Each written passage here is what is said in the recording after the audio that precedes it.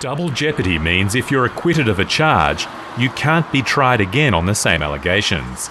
It's one of the oldest rules of common law, but state governments across the country feel double jeopardy is in need of an overhaul. It's been made clear that where there is evidence of a perjury, for instance, and just use the one for instance, that there is grounds on a principled basis to look at the double jeopardy situation. The legal establishment is cautious about the Victorian government's proposal to change double jeopardy laws, and only for certain cases. For instance, if there's been perjured evidence that's given rise to an acquittal, where there's been some perversion of the course of justice, concoction of evidence, tampering with a jury, or where there's been the bribery of a judicial officer, that might form the basis of a retrial.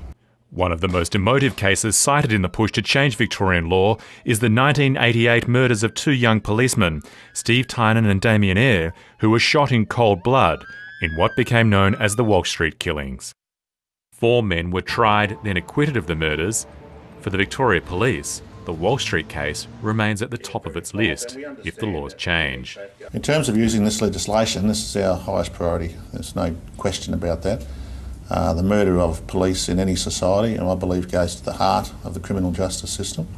And it's not only an investigation that is very important for this organisation, but for the entire Victorian communities. 3 of those acquitted in 1991 are still alive, and last year one of them, Peter David McAvoy, was arrested on separate charges, where it was alleged he made statements implicating himself in the Walsh Street killings.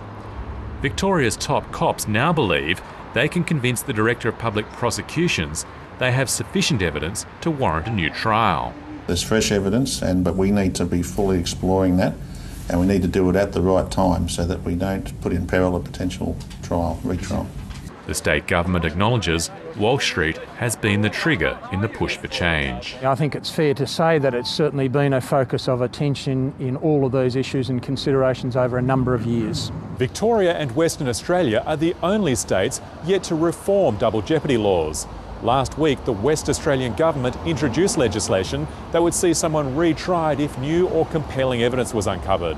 But senior lawyers say that's not sufficient reason for a retrial. We think there needs to be finality in cases with very narrow exceptions in terms of the way I've described, and new and compelling evidence should not be the basis. There are no examples that have been brought to our attention that show that a case should be reopened on the basis of new or compelling evidence.